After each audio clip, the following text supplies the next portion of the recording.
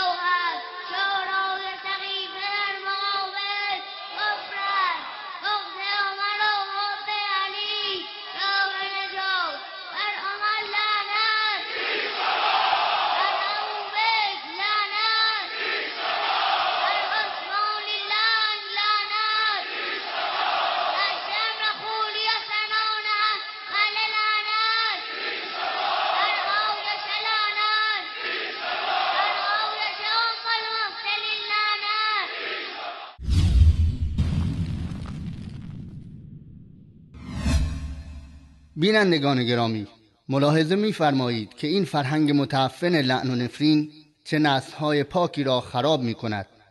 این کودک معصوم در این سن و سال که باید محبت یاد بگیرد، متاسفانه بر اثر تربیت سوء مربیانی که دلهایشان سیاه و پر از کینه است، از همکنون لعن و نفرین می‌آموزد. فردا که این بچه بزرگ شود چه فکر و عقیده‌ای یاد خواهد گرفت؟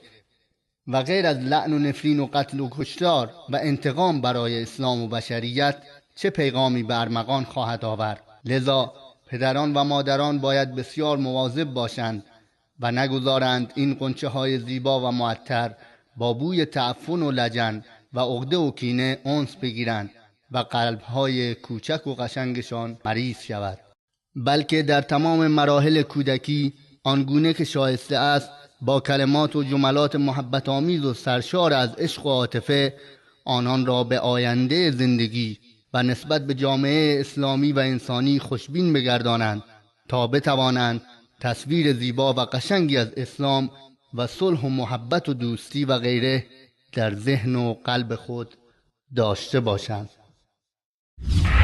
ببین که تفاوت ره ز کجا تا به کجاست. شو اسمك؟ وهمة. كم عمرك؟ 2. كيف حالك؟ هنا. ما تحية الإسلام؟ سياقون. من ربك؟ الله. أين الله؟ سماء. من نبيك؟ محمد. أين ولد الرسول؟ مكة. إلى أين هاجر الرسول؟ مدينة. ما دينك؟ سامة. كم عدد أركان الإسلام؟ 15. كم عدد أركان الإيمان؟ 6. ما عمود الدين؟ سيارة. ما أعظم واجب علينا؟ توحيد. ما أعظم الذنوب؟ شرك. هل يعلم أحد الغيب سوى الله؟ يا من هم المغضوب عليهم؟ يهود. من هم الضالين؟ نصارى. ما اسم الفرقة التي أثارت مسألة خلق القرآن؟ ما هي. من هو العالم الذي رفض القول بخلق القرآن؟ أحمد حبل. ما أعظم آية في القرآن؟ الكرسي. من هي ذات النطاقين؟ السماء. من هي سيدة نساء العالمين؟ فاطمة. ما هي دار الكرامة؟ جنة. ما هي دار العذاب والمهانة؟ نور.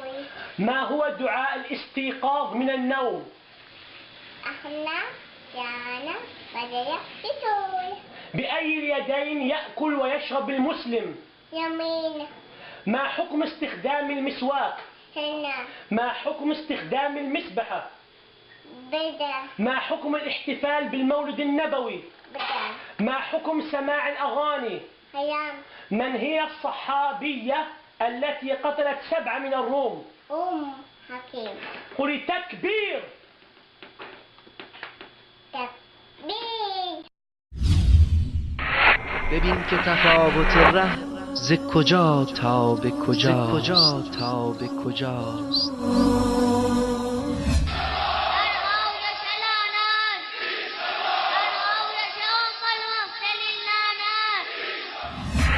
ببین که تفاوت ره ز کجا تا به کجاست.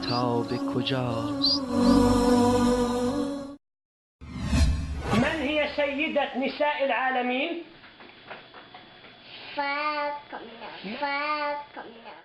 من هي سيدة نساء العالمين؟